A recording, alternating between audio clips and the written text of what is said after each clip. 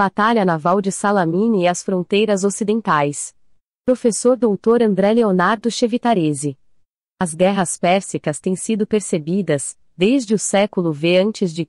até os dias atuais, como a supremacia dos gregos, que, em termos recentes, são entendidos como o Ocidente, sobre os bárbaros, que, em termos atuais, são caracterizados como o Oriente.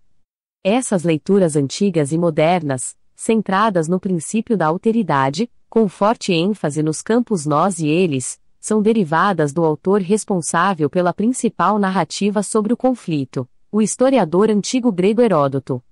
Como procedimento de análise, este capítulo será organizado em duas partes básicas. A primeira diz respeito à geografia das áreas em conflito e as diferenças entre um gigantesco império tributário, como o persa, e as minúsculas polis gregas. Esse último ponto sofrerá uma análise mais detalhada, já que se trata de uma realidade política mais distante do que a vivida pelo nosso tempo presente. A segunda parte abordará com mais ênfase os aspectos específicos da batalha, particularmente os estratagemas propostos pelos principais agentes envolvidos no conflito e as táticas utilizadas por ambos os lados no estreito da ilha de Salamina. Império e polis, procedimentos conceituais. Enquanto para os gregos império significa arché, e para os romanos, imperium, na língua persa o termo recorrente é xasa, podendo significar reino, tanto na acepção de poder real quanto na de território dominado pelo rei. Do ponto de vista geográfico, o território dominado pelo rei, a partir de Dario, ia da Índia até as margens orientais do Mar Egeu, e da atual Turquia até a Etiópia, ver mapa 1. Convém assinalar, porém, que uma das características básicas dos impérios antigos, seja persa, grego, helenístico, seja romano, é a de que plurais na forma de exploração das áreas conquistadas, constituídos por vias de mão dupla que, apesar de imporem trocas desiguais entre cada parte e o centro, são capazes de gerar a circulação de bens materiais e culturais para todas as suas regiões. Em outras palavras, apesar de o poder central persa, representado pelo rei, só se manter no controle de um dado território conquistado por causa do seu poderio militar, verifica-se muito pouca interferência da sua parte na forma como as elites regionais produziam os seus bens.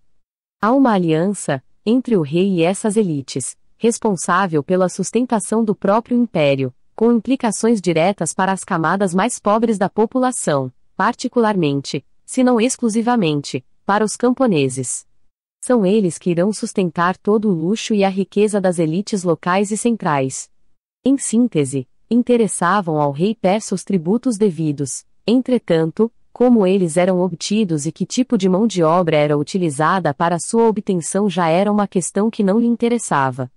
Dentro dessa perspectiva, a de que o Império Antigo deve ser visto como um processo de mão dupla, Azeri observa que os Aquemênidas podiam pôr em evidência algumas importantes vantagens ao alcance das diferentes partes do império, tais como obras de colonização, incremento da agricultura, arboricultura, obras de hidráulica e explorações geográficas. Se tais vantagens podiam ser percebidas, do ponto de vista material, elas também eram lidas por um prisma cultural, pelo menos do ponto de vista persa. O expansionismo aquemênida encontrava sua razão de ser no seu próprio dinamismo civilizador, responsável por expulsar as trevas e expandir a luz. Tal princípio de luta dualista é a matriz religiosa persa, denominada de masdeísta.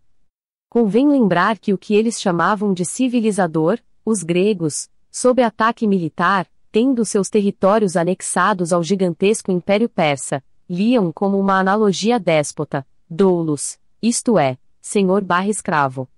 Era nessa perspectiva de análise que Heródoto e, por extensão, a maioria dos gregos via a relação do rei persa com os seus súditos. Eles contrapunham ao binômio senhor-escravo o de liberdade, escravidão, em que o primeiro elemento da relação, o princípio da liberdade, era como um ideal que deveria ser perseguido a todo custo.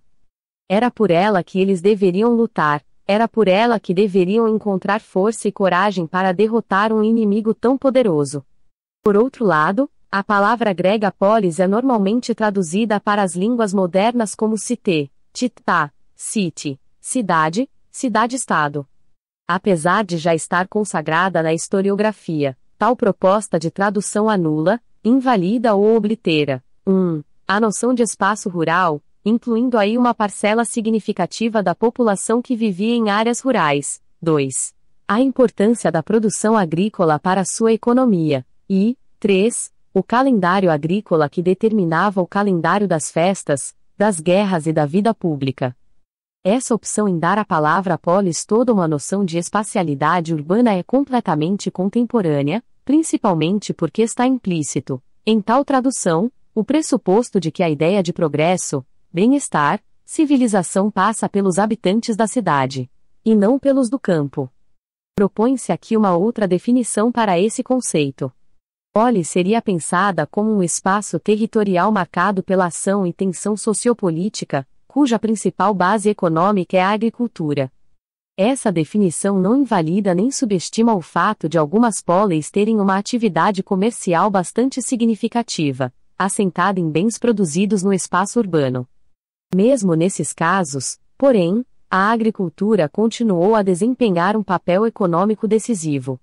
Esse espaço territorial apresentaria posições marcadamente conservadoras, na medida em que as suas relações sociais estariam fundadas nos valores de honra e vergonha, as quais afetariam três importantes categorias sociais com as quais um grego imediatamente se identifica: a família, a sua comunidade de origem e a polis, que equivaleria ao território.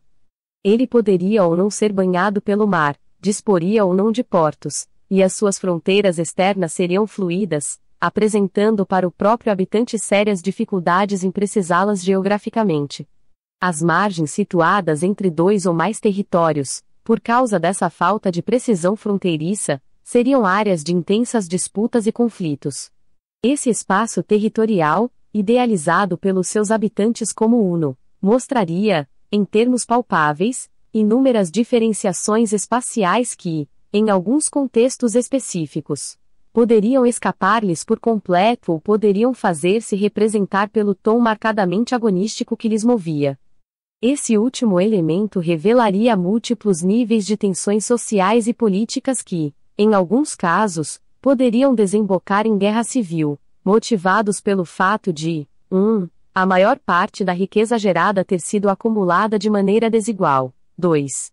O uso dessa riqueza propiciar a concentração das melhores terras nas mãos das poucas famílias abastadas. E 3. O tempo destinado ao lazer produtivo dos habitantes sofrer uma fortíssima diferenciação, criando um amplo espectro de possibilidades quanto às suas participações nas questões públicas. Esses diversos níveis de tensões deixaram inúmeros vestígios documentais acerca das diferentes áreas desse espaço territorial. Eles podem ser reunidos em 6 grandes linhas: estar próximo ou afastado do centro, ser rico ou pobre, possuir ou não bens fundiários em terras férteis, estar próximo ou longe das novidades trazidas pelo comércio exterior, ter ou não necessidade de trabalhar manualmente, possuir ou não refinamento intelectual. Na medida em que a agricultura desempenha um papel-chave nesse espaço territorial, uma parcela significativa dos seus habitantes, cujos pais, na sua imensa maioria, seriam proprietários fundiários, apresentariam uma origem comum, isto é, eles seriam oriundos do meio rural, incluindo aí muitos moradores citadinos que teriam migrado do campo. Esses últimos apresentariam fortes interesses no espaço rural, já que podiam ou não ser proprietários rurais absentistas ou ter parte da sua parentela ali localizada. Convém enfatizar que seria o calendário agrícola o principal regulador das inúmeras atividades realizadas anualmente nesse espaço territorial, incluindo aí a própria guerra. Império e polis, diferentes percepções de fronteiras. O gigantesco Império Persa era constituído por extensas áreas territoriais, englobando uma pleiade de culturas, dotadas de uma diversidade de línguas e costumes. No seu interior, as fronteiras eram extremamente fluídas, permitindo o livre trânsito de pessoas, sendo possível vislumbrar, por exemplo, etíopes africanos em todas as províncias imperiais persas, budistas indianos em contato com politeístas gregos da Ásia Menor, e judeus convivendo com outros grupos religiosos para além da Judeia. No caso políada grego, a situação era outra. Ela pode ser explicada a partir da elaboração de um esquema imaginário de fronteira, tal como proponho a seguir. Como ponto de partida, elaborei mentalmente uma figura elíptica. Tomei-a como um esquema geográfico, fazendo do seu perímetro uma linha de fronteira. Esta última serviria para delimitar a área em dois níveis, os quais foram denominados de: primeiro, nível simples, ver esquema 1. Ele conteria dois planos, um interno e um externo. Segundo, nível complexo, ver esquema 2. Ele comportaria três recortes espaciais no plano interno. Esquema 1. Nível simples.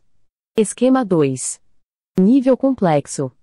A seguir, situei um observador na parte interna do nível simples, ver esquema 3. Esquema 3. Observador interno situado no nível simples.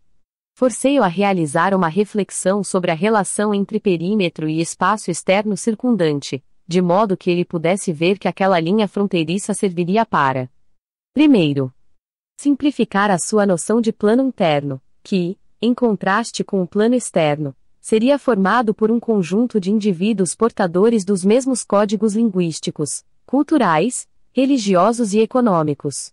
Tais indivíduos se confundiriam com a própria existência do território. Segundo, vigiar, não apenas de maneira ostensiva, a movimentação de entrada e de saída de pessoas e de bens situados nos limites fronteiriços. Terceiro, reprimir ações impetradas por agentes situados no plano externo, quando elas fossem classificadas como ameaças graves à integridade da área inserida no plano interno. Para que pudesse existir uma resposta imediata a uma grave ameaça externa, o observador deveria identificar um conjunto variado de construções instalado nas margens fronteiriças do plano interno, especialmente na Exatide, por exemplo, imagens de divindades, templos, paliçadas, fortes e fortalezas. Essas construções serviriam para informar, defender e atacar. Depois, continuei a localizar o mesmo observador no nível simples, só que situado na parte externa do círculo, ver esquema 4. Esquema 4. Observador externo situado no nível simples. Uma vez mais, forcei-o a uma reflexão sobre a relação entre perímetro e espaço interno do território, de modo que ele visse que aquela linha entendida como por abstração que não tem existência real fora do mapa geográfico, era constituída por faixas mais ou menos largas, caracterizadas como terra de ninguém, estendidas por ambas as partes dos territórios limítrofes, constituindo uma zona de fronteira que serviria para: primeiro, manter indivíduos ligados por laços sanguíneos, religiosos, linguísticos comuns unidos entre si. Segundo, constatar que entre ele, o observador e os sujeitos observados poderiam existir pontos de contato, por exemplo, língua e panteão de deuses, e de diferenças. Terceiro, perceber que o plano interno apresentaria divisões populacionais, por exemplo, citadinos e camponeses, e territoriais, espaços urbano e não urbano, rurais e margens fronteiriças. Essa percepção seria denominada de complexa, tal como foi observado no esquema 2. Do esquema imaginário à realidade histórica. Em 2 trabalhos por mim publicados, tive a oportunidade de discutir e de ajustar as noções de fronteira propostas por Edward Said, um especialista nas relações entre Ocidente e Oriente, a fim de que pudessem ser aplicadas no mundo antigo grego. É hora de cruzar os dados obtidos pelas informações advindas de minha elipse imaginaria com aquelas fornecidas pela discussão, seguida posteriormente de ajustes, da proposta pelo referido autor. Esse cruzamento de dados resultará no estabelecimento do conceito polissêmico de fronteira aplicado às polis gregas no período clássico. Primeiro, as fronteiras, antes de existirem como convenções baseadas em marcos geográficos entre as partes envolvidas em disputas fronteiriças, ganham os seus primeiros contornos na mente de quem as estabelece. Esses contornos então ressaltam a descoberta do outro como diferente, recebendo diferentes níveis de classificação em um longo espectro, de amigo a inimigo. Segundo, as fronteiras só são esboçadas porque se reconhece que tanto o território, entendido como espaços de ação e de habitação, quanto as prioridades esboçadas por um determinado grupo social são declarados estranhos para um outro conjunto social. Deve-se entender por estranhos, aqui, não só uma terra limítrofe dominada por estrangeiros, como também uma região desabitada, na medida em que essa última está sujeita às forças estranhas, pouco benéficas para o próprio grupo. Terceiro, as fronteiras internas políadas articulam relações de poder, de dominação e de graus variados de uma complexa hegemonia. Quarto, as fronteiras geográficas, mentais, acompanham de perto, e de um modo previsível, outros marcos centrados nas diferenças sociais, econômicas, religiosas e culturais. Quinto, as fronteiras geográfica e histórica, imaginárias, ajudam a mente a intensificar o sentido de si mesma mediante a dramatização da distância e da diferença, enfatizando o que lhe está próximo e o que lhe está distante. Sexto, a existência de uma associação direta entre a criação de uma fronteira geográfica, imposta para marcar diferenças, e a capacidade de mantê-la em funcionamento. Implica dizer a criação de uma fronteira geográfica diretamente ligada à existência de um poder político-militar capaz de sustentá-la. Sétimo, as fronteiras políadas implicam, também, uma ideia de movimento bastante controlado, apesar de admitir-se o fluxo de pessoas, de ideias e de bens. Nesse sentido, a criação de fronteiras está associada à ideia de equilíbrio entre as duas partes do binômio, eu/outro. Só em momentos extremos elas serão fechadas. Esses 7 tópicos não devem ser lidos como produtores de compartimentos estanques, nem devem ser deslocados do fator tempo. Eles são pensados em relação ao espaço políada. Assim, esses itens buscam enfatizar um duplo significado, o de heterogeneidade e o de ambivalência. No primeiro caso, isto é, com relação ao elemento heterogêneo, eles podem significar separação ou contato entre ambientes que venham a ser reconhecidos como diversos, produzidos por diferenças sociais, políticas, religiosas e econômicas. Esse é o caso da guerra entre gregos e persas, incluindo aí os aliados asiáticos e africanos desses últimos. No segundo caso, isto é, com relação ao elemento ambivalente, eles podem gerar contraste e tensão, ao mesmo tempo que produzem relações e contatos. Esse é o caso das relações entre polis vizinhas. Batalha naval de Salamina, a construção das fronteiras ocidentais. Muito embora sejam histórias distantes, entre as quais não há qualquer contato, é possível dizer, da forma como seus autores apresentam os dois lados envolvidos no campo de batalha, que as semelhanças entre elas, tem-se em mente aqui as narrativas de Davi e Golias, no primeiro livro de Samuel, e gregos e persas, nas histórias de Heródoto. Quando da apresentação feita pelos autores das forças envolvidas na luta, o leitor é levado a crer, de forma imediata, em ambas as narrativas, que a vitória já estava decidida muito antes de a batalha se iniciar, para Golias, de um lado, e, para os persas, de outro. No entanto, a pergunta apresentada por Davi aos seus companheiros de luta é bastante instrutiva aqui. Quem é esse filisteu incircunciso para insultar os exércitos do Deus vivo? Heródoto, muito embora não tenha sido tão direto como o autor do livro de Samuel, deixa transparecer em sua narrativa um tipo de pensamento que poderia ser sistematizado no seguinte termo: quem esses bárbaros pensam que são para insultar os exércitos dos deuses helenos? Os números expostos pelo referido historiador apresentavam uma larga vantagem ao exército persa no seu intento de dominar a Grécia.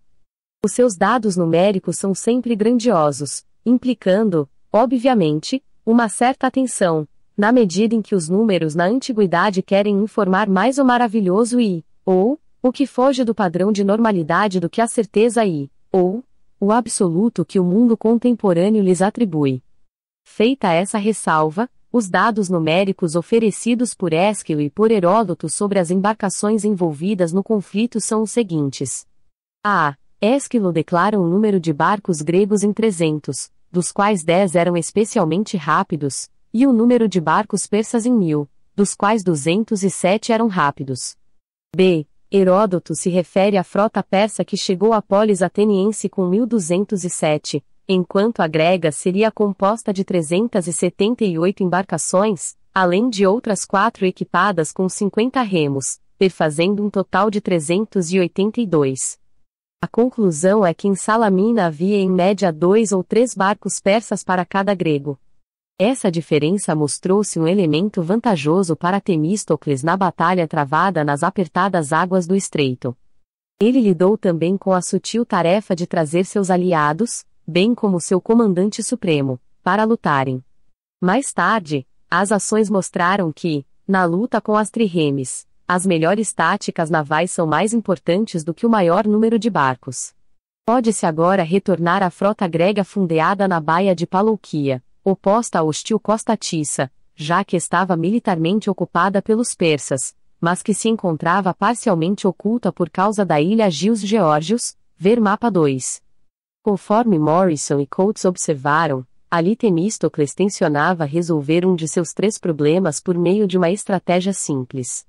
A partir dessa solução, ele buscaria equacionar os outros 2. Ele então enviou Sicinos, seu serviçal e pedagogo de seus filhos, aos persas. O seu objetivo era fazer chegar a Xerxes uma informação, como se Sicinos fosse um traidor, de que os gregos estariam planejando se retirar para os istmos através do Estreito de Mégara. Heródoto e Ésquilo contam essa mesma história, e não há razão para pô-la em dúvida. As fontes de informação do próprio rei podem ter corroborado com essa mensagem, na medida em que ela não foi desacreditada. Xerxes, de posse dessa informação, ordenou, segundo Ésquilo, depois do pôr do sol, e de acordo com Heródoto, depois da meia-noite, que a sua frota, dividida em 4 esquadras, não deixasse os gregos fugirem. A esquadra egípcia recebeu ordens para se mover, pelo lado do mar, ao redor da ilha de Agios Geórgios e navegar para o Estreito de Mégara, ver mapa 2, esquadra persa 4 indicada como P4. Ela bem que poderia ter zarpado ao pôr do sol. Das outras 3 esquadras, cuja partida pode ter ocorrido depois da meia-noite, uma delas, composta pelos 207 barcos rápidos, ficou encarregada de patrulhar a costa marítima de Salamina, ver mapa 2, esquadra persa 3 indicada como P3. Caso os gregos resolvessem abandonar suas embarcações para escapar em pequenos barcos por aquele lado da ilha. As 2 outras esquadras patrulhariam os estreitos de cada lado da ilha de Psitália, que servia como ponto de apoio persa, ver mapa 2, esquadras persas 1 e 2 chamadas de P1 e P2.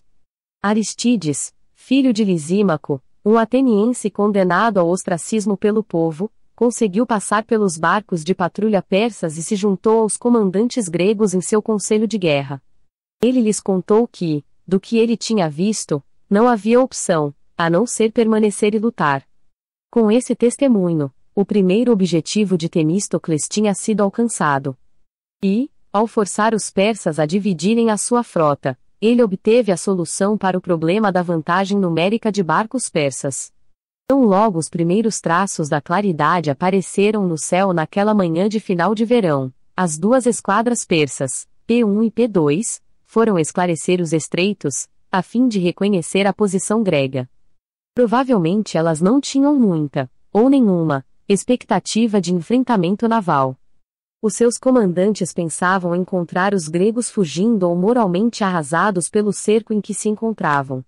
Essa leitura persa mostrou-se bastante equivocada. Os gregos foram para o mar, em direção às 2 esquadras persas, cada uma delas composta de aproximadamente 250 barcos, cujas tripulações haviam remado desde a meia-noite, pelo menos.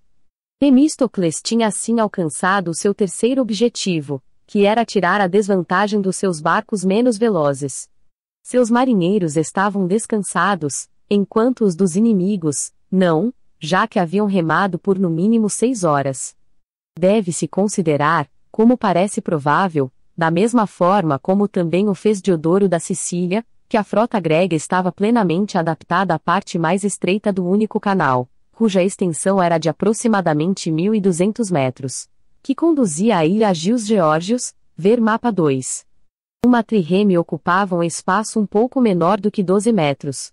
Se admitirmos 3 metros entre as pontas dos remos de cada trirreme e 10 metros entre o fim da linha em cada extremo e a costa, chegaremos a um total máximo de 80 trirremes posicionadas uma ao lado da outra se movendo ao longo dos 1.200 metros de extensão do canal. Essa formação deve ter sido a adotada tão logo o enfrentamento naval se tornou iminente. Parece, então, que no início da ação a superioridade persa, em número de barcos, já reduzida pela divisão das suas forças, estava agora, em grande parte, neutralizada. A razão de os persas terem permitido que isso acontecesse parece ter sido a sua fatal autoconfiança, responsável direta por tê-los levado a adentrarem o canal de Salamina.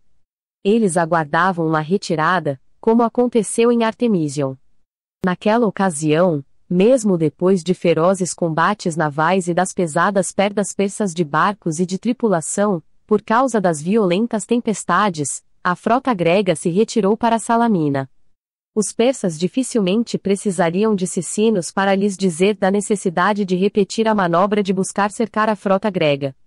O que eles deveriam fazer, ao que tudo indica, era enviar 2 esquadras, P1 e P2, na madrugada para o Estreito de Salamina, a fim de eliminar completamente a frota grega. A última coisa que eles esperavam era um confronto naval.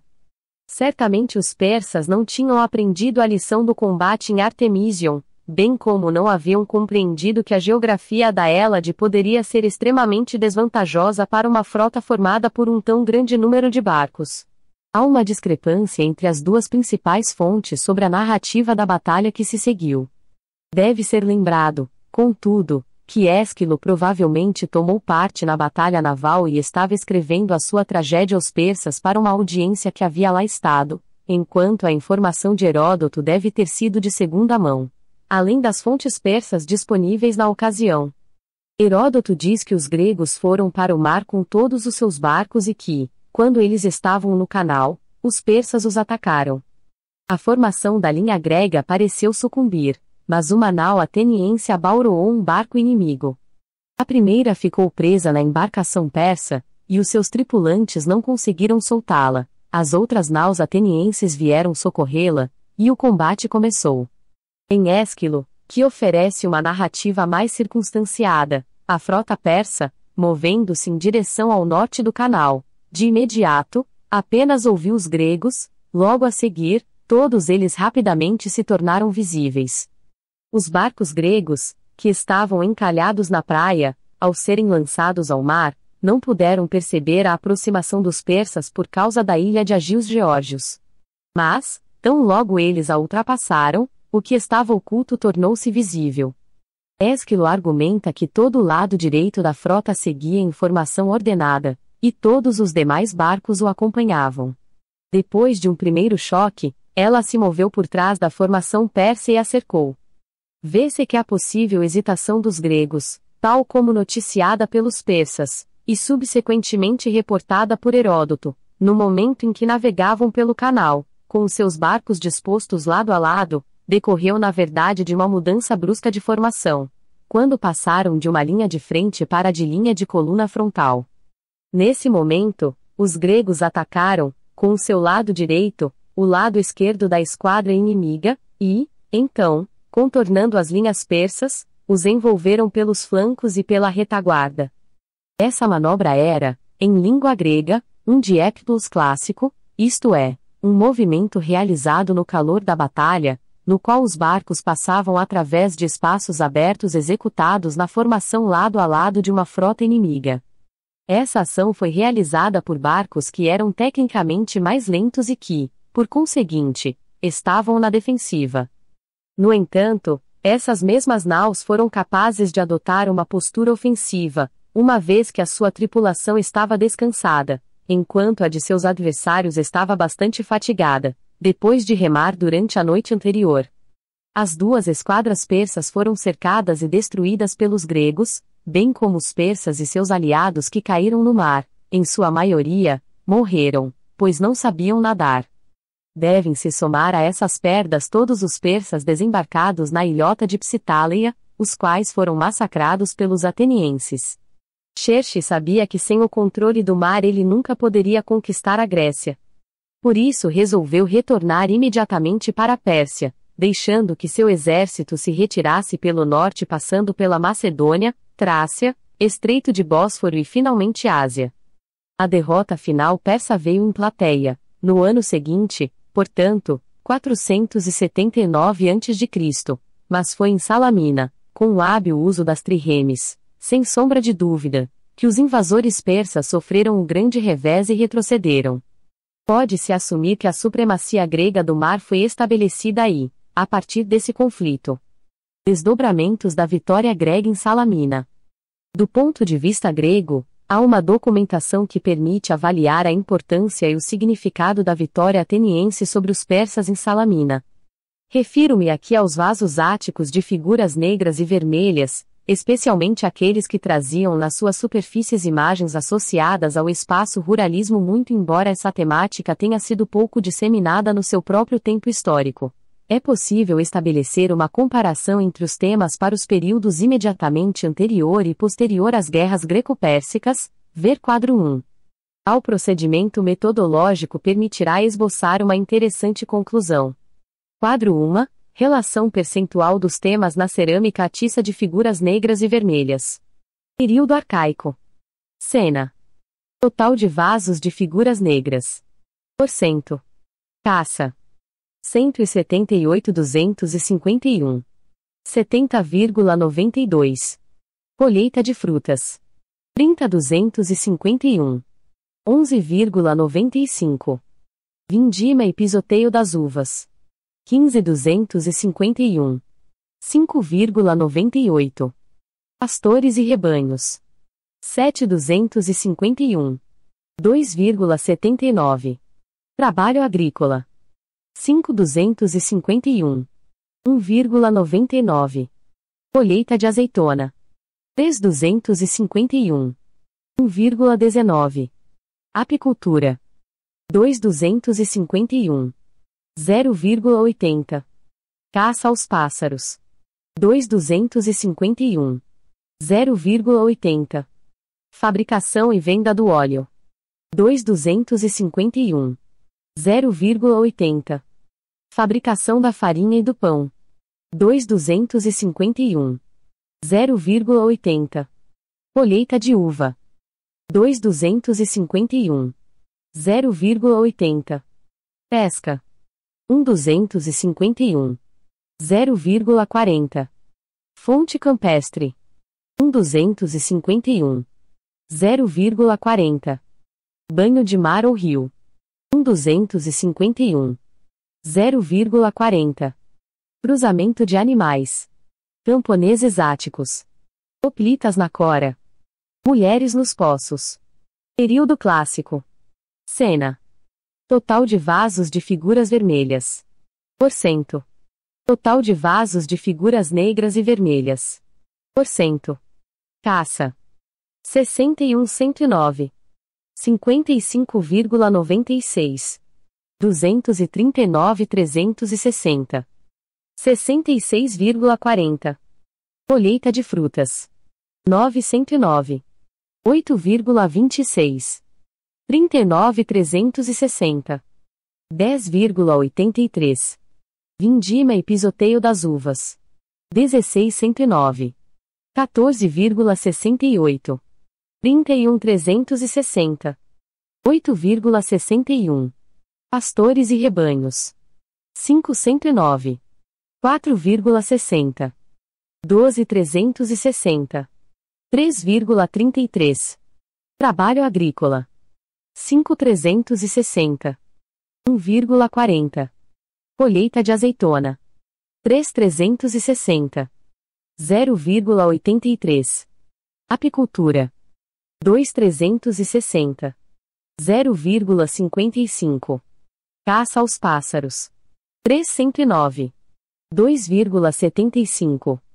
5.360. 1,40. Fabricação e venda do óleo. 2.360. 0,55. Fabricação da farinha e do pão. 2.360.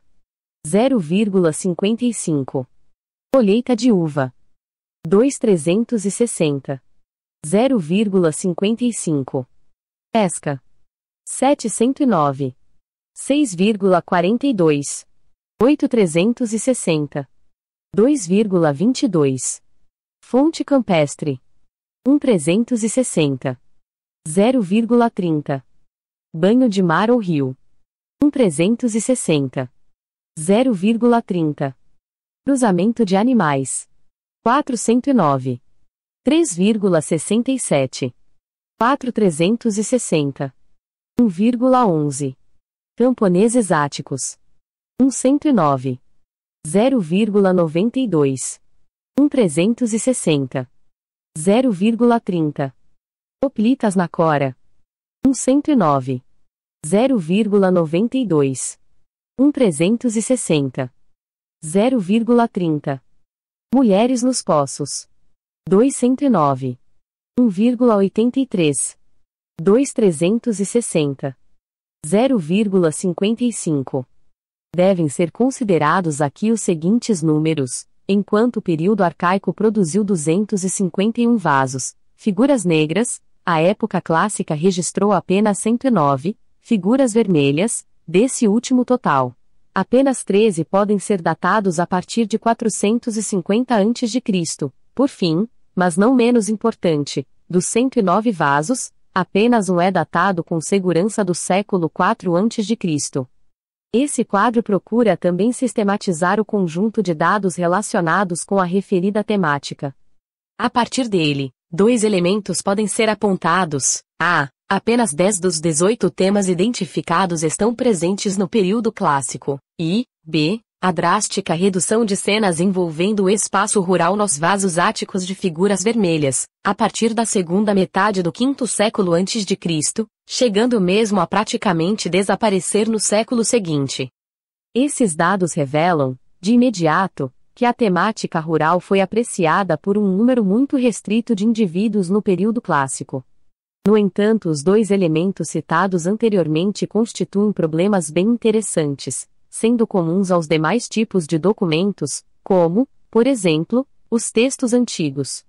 Ambos apresentam uma descrição parcial e fragmentária do espaço rural ático, além de representar, no caso da iconografia, e descrever, no caso dos textos antigos, uma cora, ver nota 3, sem habitantes. Pode ser acrescentada, com relação aos textos, uma certa tendência em apresentar os camponeses atenienses como ignorantes políticos incapazes de ser sociáveis.